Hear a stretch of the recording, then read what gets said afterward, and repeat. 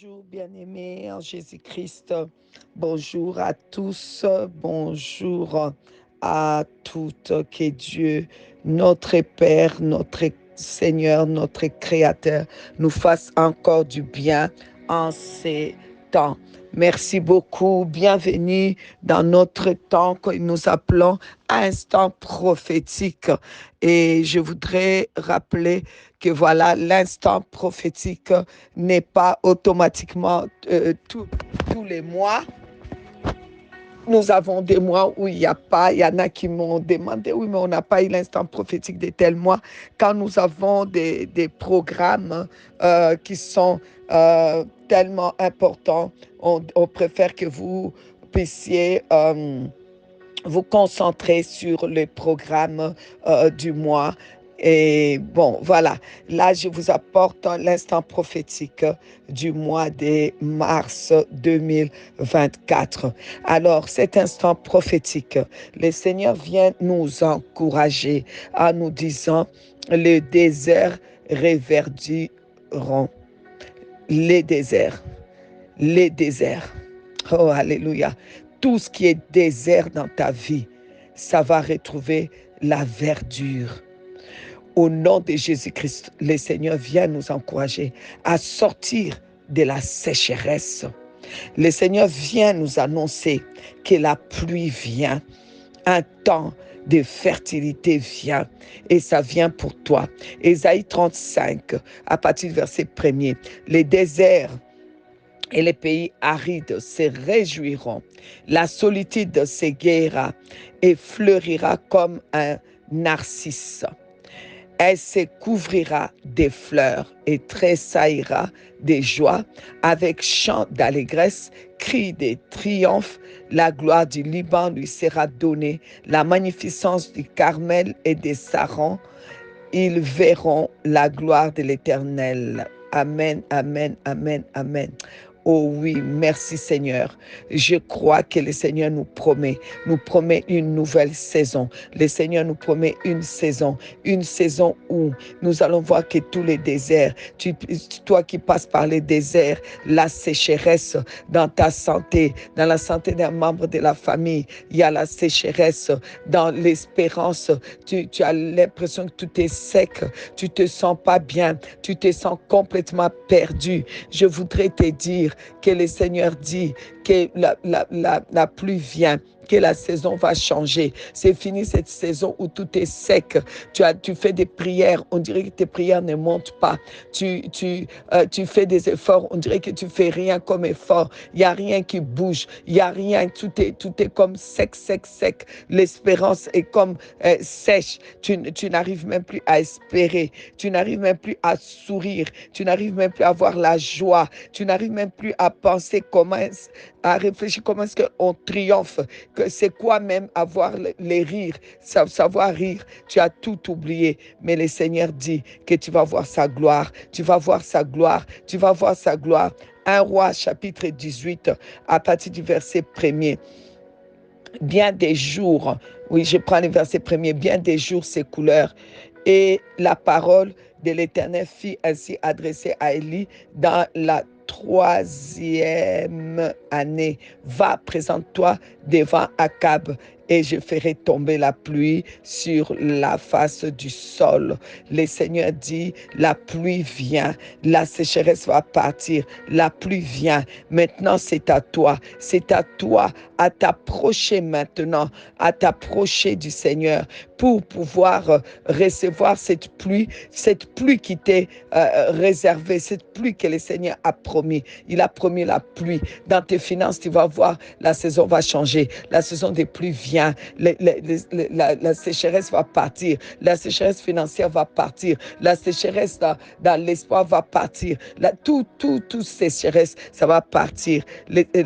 Élie est allé dans les 1 roi toujours, le verset 18, le chapitre 18, à partir du verset 42, Akab monta pour manger et pour boire, mais Élie monta au sommet du Carmel et se pencha contre terre et il mit son visage entre ses genoux.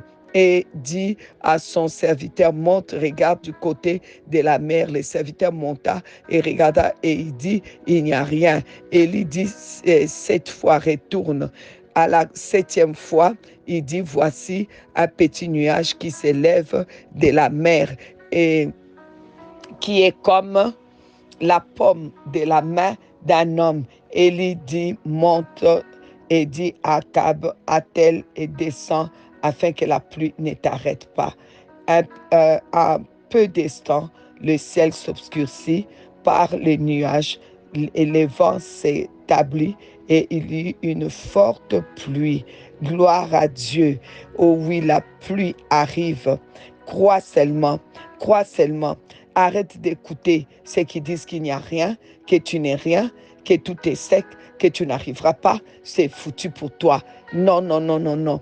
Quoi que ce soit que les gens pensent ou disent, n'oublie jamais que Dieu a promis les changements de la saison. Il a promis la saison de la pluie et la saison de pluie va venir. Même si tu es découragé, comment? Sache que Dieu n'est pas un menteur. Il n'est pas fils d'homme pour changer d'avis. Il n'est pas un menteur. Il n'est pas un homme pour mentir. Il n'est pas un fils d'homme pour mentir. Il n'est pas un homme pour changer d'avis. Notre Dieu ne change pas d'avis. Il a promis, il a fait la promesse que la saison va changer, que la saison des pluies vient. Alors reste tranquille, monte à la montagne comme Élie. Reste à la montagne, reste dans un état d'adoration, l'état d'adoration. Adore Dieu, admire ton Dieu et crois. Et crois, même si c'est compliqué, même si Géasi vient te dire il n'y a rien, on ne voit rien, il n'y a rien qui change. Au contraire, c'est pire. Toi, tu dois dire, moi, je sais ce que Dieu m'a promis. Je sais que ça va changer pour moi. Ça va changer pour moi. Et à force de résister, tu verras cela arriver. On a déjà dit, et je le répète, il faut, quand tu pries comme ça, entre dans ta chambre, ferme la porte. Matthieu 6. À partir du verset 6, mais quand tu pries, entre dans ta chambre, ferme ta porte et prie ton Père qui est dans le lieu secret. Et ton Père qui voit dans les lieux secrets te le rendra. Pourquoi on dit de fermer les portes? Ferme la porte de tes oreilles et de tes yeux, pour que tu ne puisses voir que ce que Dieu a dit, pour que tu ne puisses entendre que ce que Dieu t'a promis, que tu puisses voir d'avance qu'est-ce que Dieu t'a promis. Vois l'enfant que Dieu t'a promis. Vois la guérison que Dieu t'a promis. Vois le travail que Dieu t'a promis. Ne vois pas, c'est parce que quand tu te fixes seulement à regarder ce qui est là au présent, n'oublie pas que ça va changer. Les choses changent, tout bouge, tout change. Mais la parole de Dieu est éternelle. Ça va changer. Et la parole de Dieu qui est éternelle, la parole de Dieu qui est Dieu, ça va s'accomplir dans ta vie. Dans ta vie, tu vas voir la parole. Matthieu 5, 8, heureux ceux qui ont le cœur pur, car ils verront Dieu.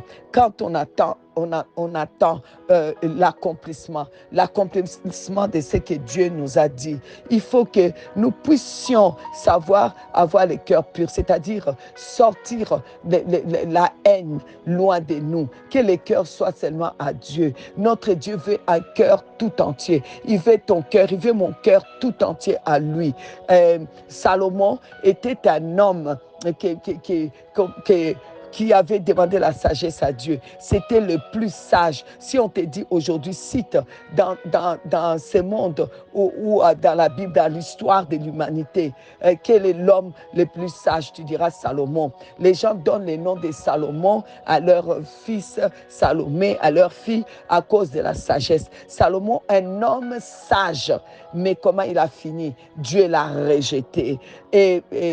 Et comment le roi Saül, si ce n'était pas la volonté de Dieu, il n'allait jamais devenir roi. Ok, malgré que le peuple a demandé. Si Dieu ne voulait pas, il n'allait pas devenir roi. Il est devenu roi. C'est quelqu'un qui n'avait pas les cœurs à faire toujours la guerre et verser le sang. Et il n'a pas pris la femme de quelqu'un.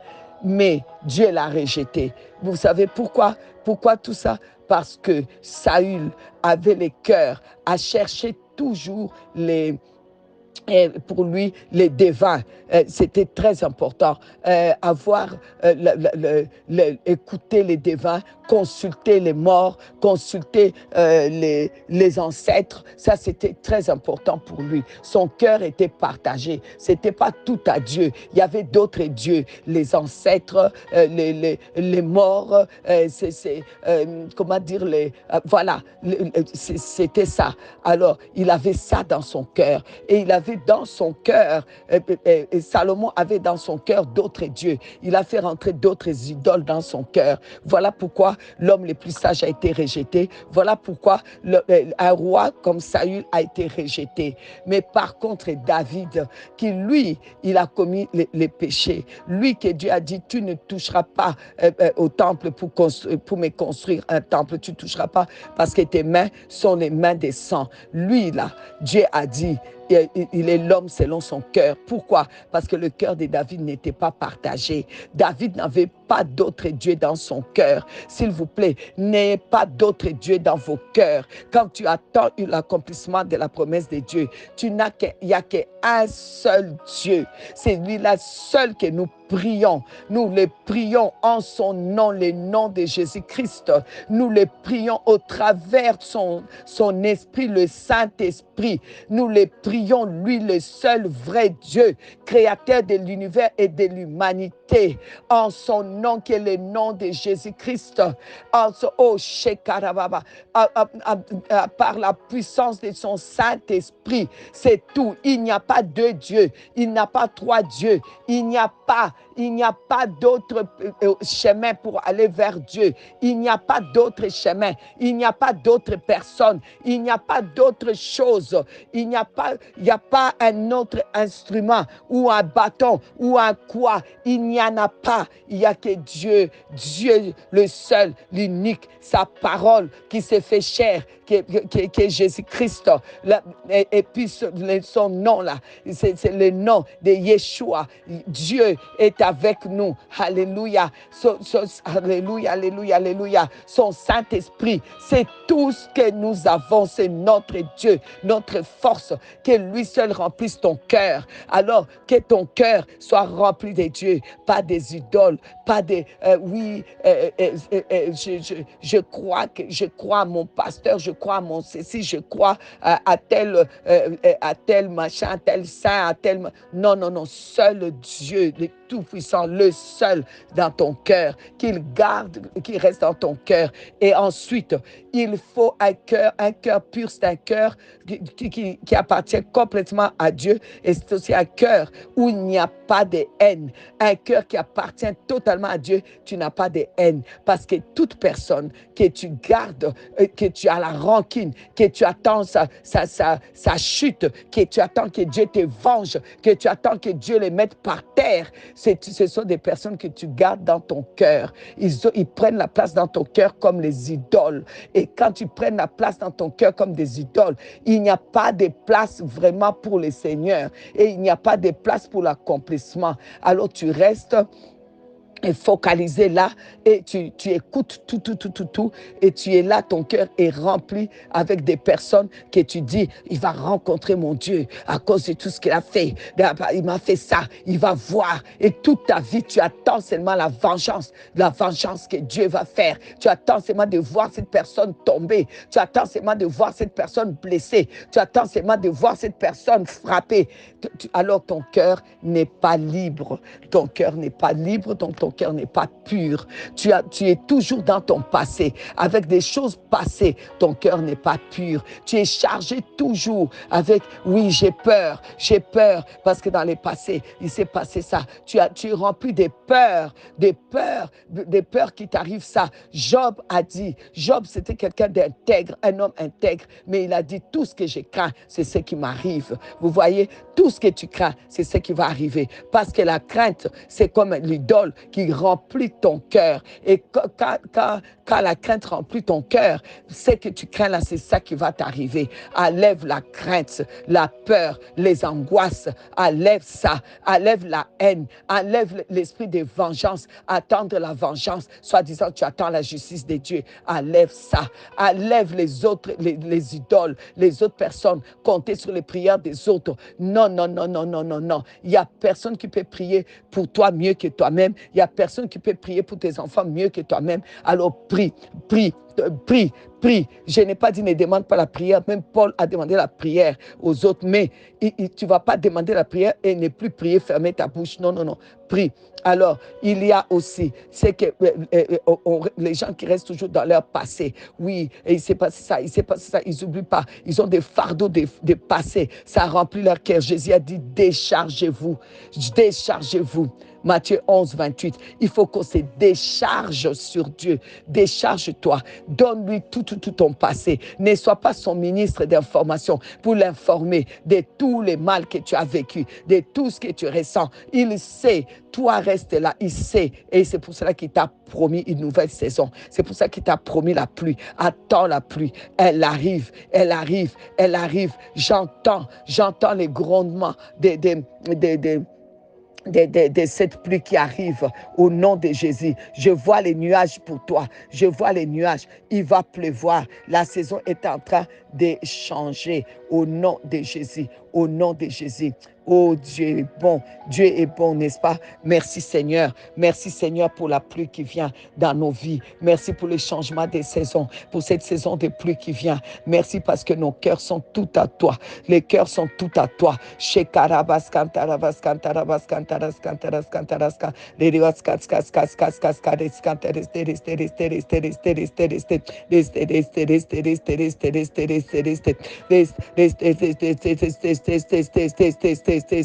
Alléluia, gloire, gloire, gloire, gloire, gloire. Merci, merci Seigneur, au nom de Jésus, au nom de Jésus. Amen.